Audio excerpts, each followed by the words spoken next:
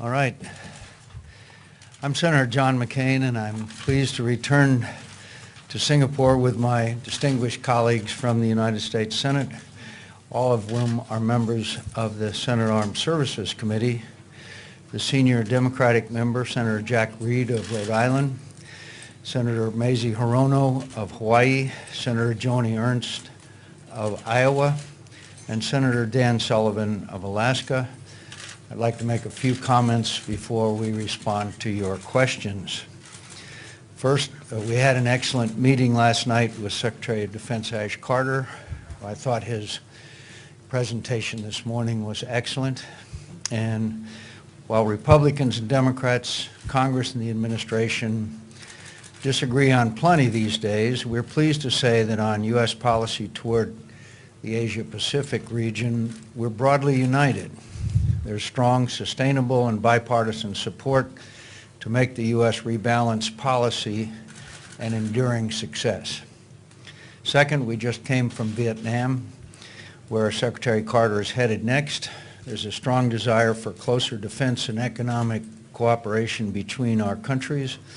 On our part, we'd like to set conditions for a gradual removal of our lethal arms embargo on Vietnam as soon as possible. Third, we want to voice our support of some of us for TPP. Personally, I feel that it was important last week that the Republican Senate granted our Democratic President greater authority to conclude this agreement. Here too, the importance of the TPP far exceeds its potential economic value. In my view, this agreement is of vital strategic importance to the United States and our partners. It can enhance U.S. leadership and credibility in Asia while expanding the values of political and economic openness. A failure of TPP, in my view, will be an abdication and absence of United States leadership in the Asia-Pacific region.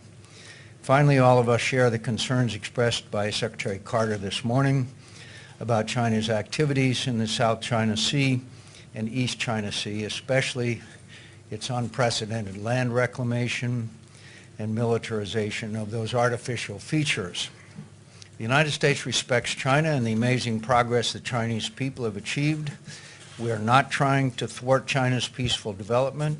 We certainly do not seek conflict with China, and we do not believe that Asian countries should be forced to choose between good relations with China and good relations with America. That is a false choice. At the same time, we do not believe that China's recent assertive behavior is an accident. Rather, it appears to be a concerted effort to change the status quo in the region, unilaterally, coercively, and in blatant disregard for the view of its neighbors. We need to recognize this reality, and China will likely continue with its destabilizing activities unless and until it perceives that the costs of doing so outweigh the benefits. Clearly, it has not yet included that. Finally, the United States must work with its allies and partners to strengthen a favorable balance of power in this region, to impose greater costs on China if it continues to increase tensions, and to encourage China to make different decisions that ensure, as Secretary Carter said, everyone rises together. We look forward to continuing our work together and in partnership with President Obama and Secretary Carter to recalibrate U.S. policy accordingly. For 7 decades, the United States has stood for certain basic principles in this region: the peaceful resolution of disputes, open markets and trade, rule of law and freedom of the seas, among others, and we will continue to do so.